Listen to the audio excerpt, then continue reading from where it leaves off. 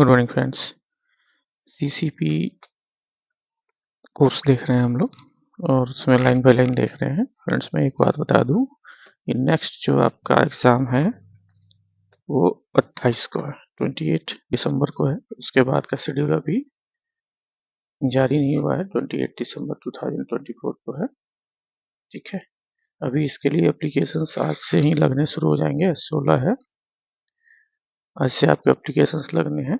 ठीक है, 6000 plus GST आपका एप्लीकेशन फीस है। ये लगभग अराउंड 7000 हो जाता है। ठीक है, नेक्स्ट जो है एक्सपोजर नॉर्म्स में देखते हैं। एक्सपोजर नॉर्म्स किसे बोलते हैं? Exposure including credit exposure. Exposure मतलब दोनों हो सकता है, funded and non funded. And investment exposure हो गया including underwriting and similar commitments. ठीक है, दो चीज हो सकते हैं। Exposure includes exposure funded and non-funded credit limits and investment exposures including underwriting and similar commitments। तो कोई भी सैंक्शन लिमिट्स जो है, द सैंक्शन लिमिट्स और outstanding whichever are higher shall be record for having exposure limit. Sanction limit जो भी होता है उसको लिया जाता है, जो हायर सैंक्शन लिमिट होता है उसको लिया जाता है एक्सपोजर नॉर्म्स को, एक्सपोजर नॉर्म्स अराइव करने के लिए। ठीक है, credit exposure comprises all types of funded non-funded credit limits and facilities extended by way of equipment leasing, hire purchase, finance and factoring services। Factoring services था। ठीक है, तो इसमें जो है ये सारी चीजें आती हैं, funded non funded credit limits and facility extended by way of equipment leasing, hire purchase, finance, factoring भी आती है। ठीक है, the investment exposure comprises investment in shares, debentures of company, PSUs, bonds and commercial papers। Investment exposures में आते हैं आपको shares आते हैं, डिवेंचर्स आते हैं, ठीक है, पीएसयूज आते हैं, पीएसयू बॉन्ड आते हैं, कमर्शियल पेपर्स आते हैं।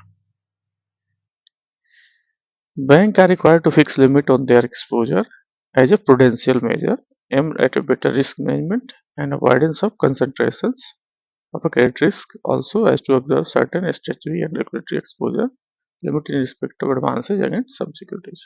देखिए क्या है, जितना भी लोन बैंक फिनांस करता है, ठीक है, वो सेक्टर वाइज होता है और हर सेक्टर और सेगमेंट वाइज जो है आरबीआई के गाइडलाइंस के अनुसार उसका मैक्सिमम लिमिट फिक्स है कि इतना ही करना है। जैसे मान लीजिए आपका हमको एनबीएफसी का फाइनेंस करना है तो बैंक के साथ दिया हुआ है on the basis of capital available funds, मान लीजिए, ठीक है, मैक्सिमम आप एक साल में या मैक्सिमम आपका 2000 करोड़ से ज़्यादा का एक्सपोजर एनबीएफसी में नहीं होगा। इनकेस 2000 से ज़्यादा का 2000 एक्सपोजर हो गया तो आप किसी और को नहीं कर सकते। इनकेस अगर ये डाउनफॉल होता है, मान लीजिए कि इसमें रिपेमेंट आ जाती है या कोई अकाउंट क्लोज होता है, ये 1600 पे आ जाता है, तो 400 करोड़ का आपके पास मार्जिन बचा, ये 400 करोड़ आप किसी और एनबीएफसी को नए सिरे से कर सकते हैं। सीलिंग क्या होगा? देखिए सीलिंग लिखा हुआ है, इसमें एक सीलिंग होता है borrower group, borrower single borrower and borrower group. Exposure ceiling limit in case of single borrower and borrower group, इसमें क्या होगा, 15% से 40% कैपिटल फंड रिस्पेक्टिवली, कैपिटल के फंड के रिस्पेक्टिव में। मान लीजिए सिंगल बोरोवर है आपका तो इसको 15% से ज़्यादा नहीं देंगे, ग्रुप होगा तो इसको 40% से ज़्यादा नहीं देंगे। ठीक है, तो कैपिटल फंड में क्या कंप्रोमाइज होता है? देखिए फ्रेंड, T1 प्लस T2, ठीक है, as on 31 March for the previous year, आज की डेट में नहीं, प्रीवियस ईयर में। Infusion of capital under Tier 1 and Tier 2 either through domestic or overseas issues in case of foreign bank branches in India, capital fund received from their HO after the published balance sheet date will be taken into the account for determining the exposure। However, creation by the way of quarterly profit etc would not be eligible for determining the exposure ceiling। Capital fund में क्या क्या होगा? Previous year का में जो आपका T1 और T2 capital होगा, ठीक है, देखिए टायर 1 कैपिटल, टायर 2 कैपिटल, ठीक है, सीसीबी और ठीक है, और कॉमन इक्विटी टायर 1 कैपिटल। ठीक है, टायर 1 कैपिटल ये जो होता है आपका 5.5 होता है, ये T1 जो होता है आपका 7 होता है टायर 1। ठीक है, T2 हो गया 2, कैपिटल कंजर्वेशन बफर आपका जो हो जाता है 2.5। ठीक है, तो इसके ऊपर भी क्वेश्चंस आता है, ये मिनिमम है। ठीक है, मिनिमम है। कॉमन इक्विटी टायर 1 कैपिटल और सीसीबी ये दोनों मिला के 8% होते हैं और ये दोनों मिला के 9% होते हैं। इतना बैंक को मेंटेन करना है। ठीक है, ये आपका टीयर 1 टीयर 2 का रेशियोज जो बैंक का मिनिमम एक्सपोजर होना चाहिए। ठीक है, तो इसी में कहता है कैपिटल फंड में कौन कौन सा कंप्राइज होता है। कैपिटल फंड इंक्लूडिंग होता है वो टीयर 1 टीयर 2 होता है एज ऑन प्रीवियस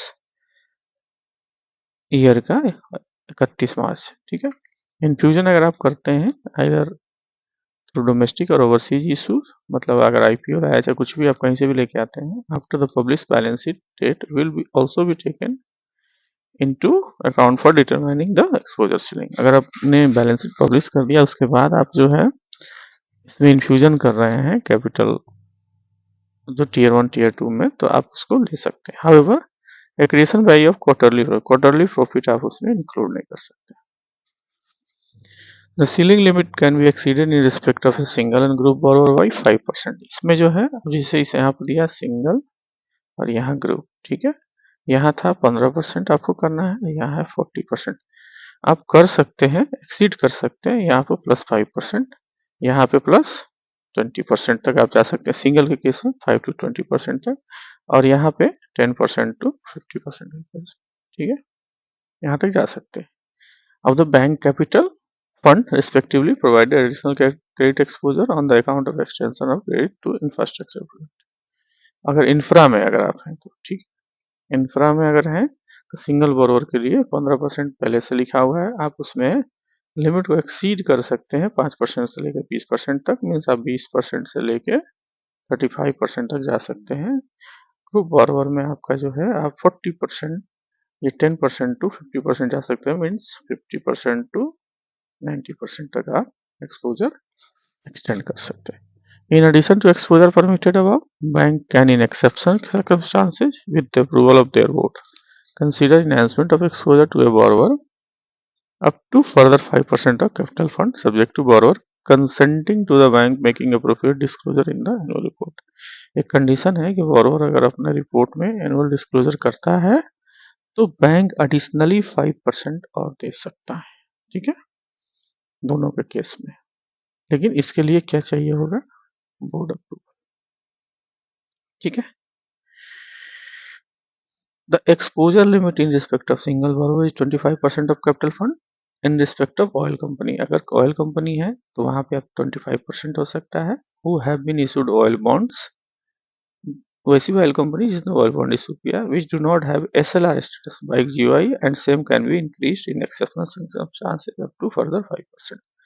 अगर ऑयल कंपनी है तो आप यहाँ 25% सिंगल बोरोवर के केस में है, आप इसको एडिशनली 5% और दे सकते हैं। कंडीशन ये है कि वो ऑयल बॉन्ड इशू किया हो और उसके पास एसएलआर का कोई इशू नहीं हो। ठीक है, मतलब गवर्नमेंट ऑफ इंडिया का exposure both lending and investing including of balance sheet exposure to a bank of a bank to a single NBFC. NBFC का जैसे मैंने पहले ही बता दिया था, FC should not be exceeded 10% और 50%। मतलब एनबीएफसी और जो होगा उसका 10% एक्सपोजर होगा आपको बैंक के कैपिटल फंड का, और 15% एएफसी में होगा, asset financing company bank capital fund as per the last audited balance sheet which can be increase by 15% और 20%। ठीक है, बस इसमें 10% increase by rupees by increase to 15%, मतलब ये 5% और आप इसको इंक्रीज कर सकते हैं। 15% प्लस 5% इक्वल टू ये हो गया 15%, ये हो गया 20%। ठीक है, of their capital fund provided in excess of exposure is on account of fund on lent by NBFC FC to the infrastructure project. ठीक है, exposure limit are applicable to the lending under consortium also. Consortium में अगर आप lending कर रहे हैं तो वहां भी आपको एक्सपोजर नॉर्म्स लागू होगा। ठीक है, Bill purchased, discounted, negotiated under LC where the payment to the beneficiary is not made under reserve will be treated as exposure on LC issuing bank and not on the borrower. ठीक है. The exposure limit are applicable to lending. Lending पर depend करता है. Under consortium agreement ये तो हो गया. Bill purchase अगर डिस्काउंट करते हैं या डिस्काउंट करते हैं या नेगोशिएटेड करते हैं under LC letter of credit में where the payment to the beneficiary is not made under service reserve will be treated as an exposure on the LC issuing bank, not to the borrower. ये LC issuing bank के लिए exposure माना जाएगा. In the case of negotiation under reserve, the exposure should be treated as on the borrower. Nowadays there is no provision for negotiated under reserve. आज की date में क्या है, negotiation जो है under reserve नहीं माना गया है. ठीक है, no provision है. Cross holding of capital among banks, FI not exceeded 10% of capital fund of investing bank. ठीक है, cross holding of capital among bank FI not to exceed 10% of capital. देखिए इसमें क्या है, क्रॉस होल्डिंग अगर आप करते हैं तो इन केस बैंक है या FI है तो आप जो है अपने कैपिटल फंड का 10% से ज़्यादा एक्सीड नहीं कर सकते हैं. फ्रेंड्स याद रखिए 10% एक बेस लाइन है, देर आफ्टर जो है सेक्टर वाइज अलग अलग है. ठीक है, फिर मैं एक समरी बना देता हूँ, थोड़ी देर के बाद मैं आपको एक समरी बना के एक पेपर पे डाल दूंगा. ठीक है, exemption from ceiling norms exemption कब मिल सकता है. The bank exposure in the following category is exempted from compliance of the exposure norms. कुछ सेक्टर है जहाँ पे RBI ने एक्सपोजर नॉर्म्स से उसको फ्री किया हुआ. पहला रिहेबिलिटेशन ऑफ सिक्योरिटी. अगर आप सिक्योरिटी का रिहेबिलिटेशन या रिस्ट्रक्चरिंग कर रहे हैं तो उसमें क्या एक्सपोजर नॉर्म्स लागू नहीं होगा. फूड क्रेडिट है, guaranteed by the government of India है, गवर्नमेंट गारंटी लोन है तो वहाँ पे एक्सपोजर नॉर्म्स लागू नहीं होगा. Loan against term deposit, exposure to NABARD को जो एक्सपोजर देते हैं वो भी आपके एक्सपोजर सीलिंग के दायरे में नहीं आता है. ग्रुप लोन्स क्या है, the concept of group and task identification of the borrower belonging to a specific industrial group is left to the perception of banks, financial institution and the guiding principle being commonality of management and effective control. ये group का जो है concept of group and the task of identification of borrower belonging to a specific industrial group is left to the perception of banks. ठीक है. In the case of split in group, if the split is formalized, in the case of split in a group, if the split is formalized, the splinter groups will be regarded as a separate groups. जो भी splinter group है separate group माना जाएगा, टूटा हुआ जो group है. In so far as public sector undertaking are concerned, only single borrower exposure limit would be applicable. Public sector undertaking है तो वहां पे सिंगल बोरोवर का एक्सपोजर नॉर्म्स लागू होगा. Credit exposure to industry and certain sector. देखिए credit exposure क्या क्या हो सकता है. पहला, based on the performance and risk perception bank are required to fix internal exposure limit to specific sectors, textile, jute, tea, etc. so that the exposure are evenly spread over various sectors. These limits would be required to be reviewed periodically. Based on the performance and risk perception, bank are required to fix internal exposure. Bank को क्या करना है, अपना internal exposure fix करना है specific sectors के लिए, जैसे टेक्सटाइल हो गया, जूट हो गया, टी हो गया, so that exposure are evenly spread over a various sector. This limit would be required to reviewed periodically. In case of client who enjoy foreign currency loan above 10,000 million or other appropriate limits, bank are required to put in place a policy as to acceptability of the unhedged foreign currency liability of the customer.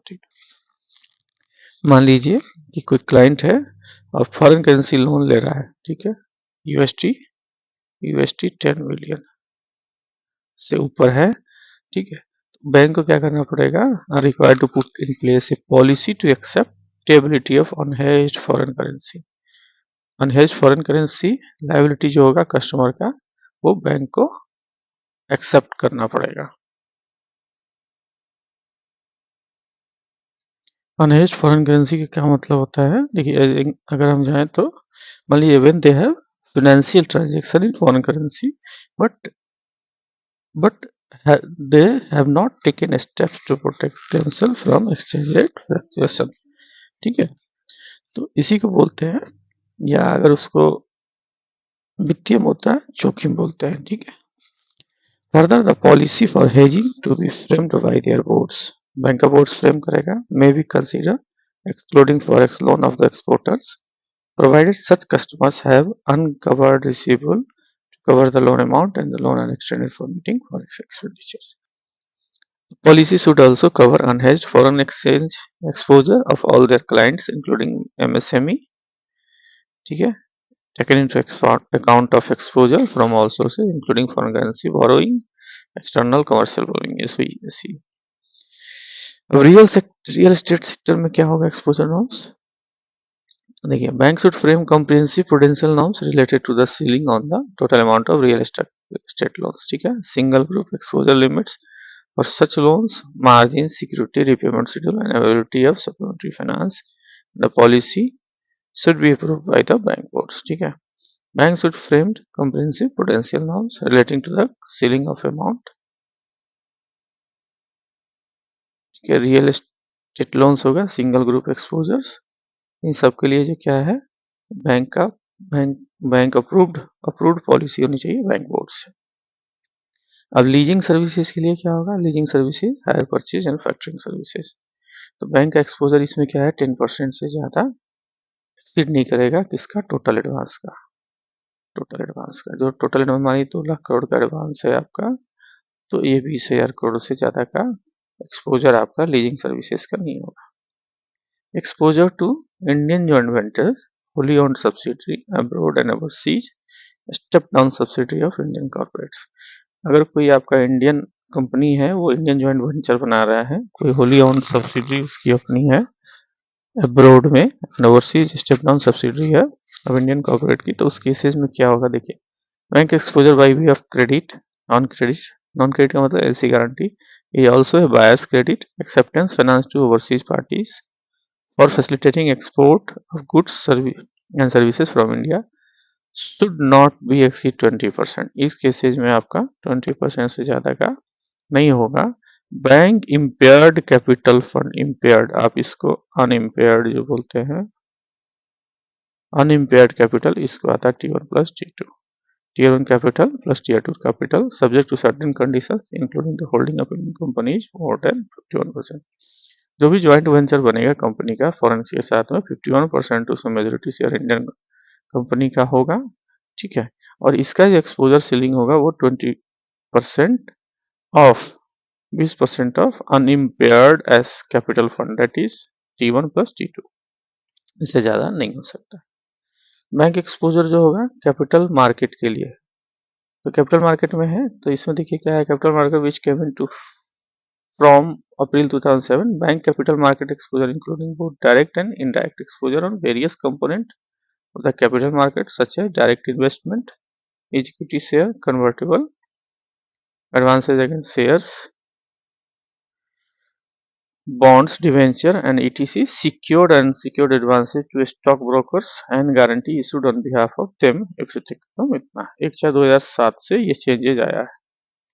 Limit to bank on capital market, जो exposure होगा capital market में bank का क्या होगा। ठीक है, तो इसमें जो है स्टैच्यूटरी लिमिट जो है शेयर होल्डिंग का, no banking company share hold share in any company, कोई बैंकिंग कंपनी जो है दूसरे कंपनी में अपना शेयर होल्डिंग नहीं कर सकता, whether as a pledgee, mortgagee or absolute owner of an amount of exceeding 30% of paid up share capital।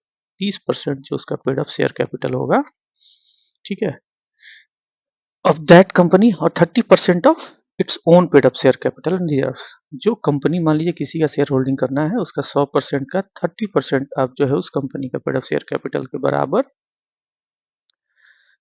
And 30% own share capital and reserve के बराबर, तो उसमें से जो भी लेस होगा उससे ज़्यादा आप शेयर होल्डिंग नहीं कर सकते हैं। ये BR एक्ट है 1949 का सेक्शन 19(2)। ठीक है, रेगुलेटरी लिमिट क्या होगा? सोल और कंसोलिडेटेड बेसिस पर the aggregate exposure of a bank of a consolidated bank to a capital market in all forms किसी भी फॉर्म्स में जो है कैपिटल मार्केट का शुड नॉट एक्सीड 40%। 40% से ज़्यादा का कैपिटल मार्केट एक्सीड नहीं करेगा। 40% से ज़्यादा उसमें जो है एक्सपोजर एक्सीड नहीं करेगा किसका, ऑफ इट्स नेटवर्थ और consolidated net worth as on 31 March previous year. देखिए प्रीवियस ईयर में ही लेना है। उसमें एक चीज़ था, क्वार्टरली प्रॉफिट आपको नहीं लेना है। इनकेस बाहर से आपने जो है रेज किया है कैपिटल तो वो आप ले सकते हैं। Within this overall ceiling, the bank direct investment, aggregate direct exposure by way of consolidated investment in share, convertible bonds, debentures, units of equity-oriented mutual funds, and all exposure to the venture capital, both registered and unregistered, should not exceed 20%. इस cases में 20% of its net worth और consolidated net worth से ज़्यादा नहीं होगा। Enhancement in the ceiling may be permitted by RBI on message press. In case अगर आपको ज़रूरत फील होती है बैंक को तो आप RBI से परमिशन लेके जो लिमिट आपको किया गया है, यहाँ कंसोलिडेटेड 40%, ठीक है, यहाँ 20% इन केस ऑफ यूनिट, ये वाला investment in shares, convertible bond, debentures, unit of equity oriented mutual funds and other exposures, ठीक है, इसमें 20% से ज़्यादा नहीं। नेटवर्थ किसे बोलते हैं फ्रेंड्स? नेटवर्थ जो होता है वो पेड अप कैपिटल होता है, ठीक है, प्लस फ्री रिजर्व्स होता है। Free reserves including share premium. कोई शेयर प्रीमियम आपका है, सिर्फ मान लिया 10 रुपये की शेयर, अपना फेस वैल्यू शेयर का डाला और 100 रुपये में बिक रहा है तो शेयर प्रीमियम कितना होगा, 90 रुपीज़, ठीक है, प्लस इन्वेस्टमेंट फ्लक्चुएशन अगर कुछ है, reserve and credit balance in PNL account, ठीक है, less debit balance of PNL account, ठीक है। तो ये चीज होता है उसका net worth, accumulated losses and intangible assets, ठीक है। तो नेटवर्थ का मतलब क्या हो गया, पेड अप कैपिटल होगा, paid up capital plus free reserves, ठीक है, इंक्लूडिंग इसमें शेयर प्रीमियम आ जाएगा, ठीक है, बट एक्सक्लूडिंग रिवॉल्यूशन रिजर्व, अगर उसमें आरआर है तो आपको एक्सक्लूड करना है, plus investment fluctuation, reserve and credit balance in PNL, PNL में अगर कोई इन्वेस्टमेंट फ्लक्चुएशन है रिजर्व इन सरप्लस तो वो आप ले सकते हैं, debit balance in profit and loss account and less debit balance and accumulated losses in intangible asset, tangible and intangible, ठीक है। चलिए financing the equity and investment shares, ठीक है, तो अगर आप शेयर्स के ऊपर फाइनेंस कर रहे हैं, financing of equity and investment in shares, ठीक है, the capital market exposure of bank on solo, the capital market exposure of bank on solo or consolidated basis should not exceed 40% of its net worth, देखिए 40% से ज़्यादा नहीं हो सकता, ऊपर आपने देखा है as on 31 March of previous. Beside this the certain capital exposure to subject to other restrictions norms are as under, देखिए उसके अलावा क्या है इसमें, अगर आपको advance against share to individual देना है, share convertible bonds, convertible debentures and units of equity oriented mutual funds, तो उस केसेज में आपका क्या होगा, फिजिकल फॉर्म में है not to exceed 10 lakhs, demat form में नॉट टू एक्सीड 20 lakhs, ठीक है, फिजिकल फॉर्म में 10 लाख से ज़्यादा नहीं, डीमेट में 20 लाख से ज़्यादा नहीं, ठीक है। आप अपना भी बैंक का पॉलिसी देखिएगा, उसमें भी है शेयर के अगेंस्ट में फाइनेंसिंग आप मैक्सिमम 10 लाख फिजिकल फॉर्म में और डीमेट में 20 लाख कर सकते हैं। फाइनेंसिंग ऑफ आईपीओ का, IPO to individual, debenture, unity of equity oriented mutual fund and PSU bonds, इसमें क्या है 10 lakh for subscriber to IPOs, no finance to corporate for investment in IPOs, no finance to NBFC for on lending to individual IPOs, financing to IPO is treated as capital market exposure. Bank finance to assist employee to buy share of their own company under employee stock, ESOP में जो होता है bank हमेशा लेके आती है employee stock options purchase plan या options plan, reserved by way of employee quota under IPO including follow up public offers, तो ये 90% आप परचेज प्राइस का फाइनेंस कर सकता है bank up to 20 lakh whichever is lower. Advance against market share of stock brokers, तो banks are free to provide credit facility based on their commercial judgement, however bank do not extend credit facility directly और indirectly for arbitrage operation in stock auction, ये छोड़ के जो है arbitrage operation की financing छोड़ के बाकी बैंक कर सकता है freely. Bank financing to individual against share to joint holder और third party beneficiary, third party beneficiary है या शेयर जॉइंट होल्डर है तो finance should not be circumvent to the limit placed in the loan advance against share and other security. Advance against mutual fund के against में तो क्या होना चाहिए, सब्जेक्ट होना चाहिए, लिस्टेड होना चाहिए स्टॉक एक्सचेंज में, completed them in a lock in for period linked to NAV, repurchase price or the market value, attract a quantum of margin requirement, purpose oriented, तो इतना अगर उसका सब्जेक्टेड है तो आप उसको दे सकते हैं। Advance to the other borrower against share and debenture can accept as a collateral for secured loans granting as a working capital और फॉर अदर प्रोडक्टिव पर्पस और margin for few new project expansion of existing. Bank loan for financing promoters contribution, अगर promoters contribution है उसके against में तो 15% का capital fund होगा, group के केस में 40% होगा, subject to the statutory limit on share holding companies BR act 19 not to exceed 40% of net worth ceiling होता है। ब्रिज लोन अगर है तो 40%, इन्वेस्टमेंट इन वेंचर कैपिटल है तो 20% ऊपर भी था, कैपिटल मार्केट एक्सपोजर मैक्सिमम 40% से ज़्यादा नहीं होगा, margin on advance against shares तो यूनिफॉर्म मार्जिन 50% होगा, guarantee of which minimum cash margin 25%, share के केस में 50% का एडवांस होगा। डिस इन्वेस्टमेंट प्रोग्राम अगर जीओआई है तो with regulatory ceiling of 40% network, relaxation in case of basis to permitted to bank in such manner that total capital exposure net exposure program इतना, ठीक है। Financing to acquisition of equity overseas company, अगर overseas company में लेते हैं तो statutory limit on share holding company 19.2 BR act. Refinancing scheme approval Exim bank चाहिए, arbitrage bank prevented from undertaking arbitrage themselves credit facility, ठीक है। Margin trading minimum margin 50% होना चाहिए, ओवरऑल सेलिंग 40%, क्रॉस होल्डिंग अगर है तो 10% से ज़्यादा नहीं होगा T1 T2 का, ठीक है फ्रेंड्स। चलिए आज इसके लिए इतना ही रखते हैं, थोड़ा सा बैंक की तैयारी की जाए, मात्र 26 मिनट का हुआ। Thank you. अगर आपको चैनल हमारा अच्छा लग रहा है फ्रेंड्स, लाइक करिए, शेयर करिए, सब्सक्राइब करिए। Thank you.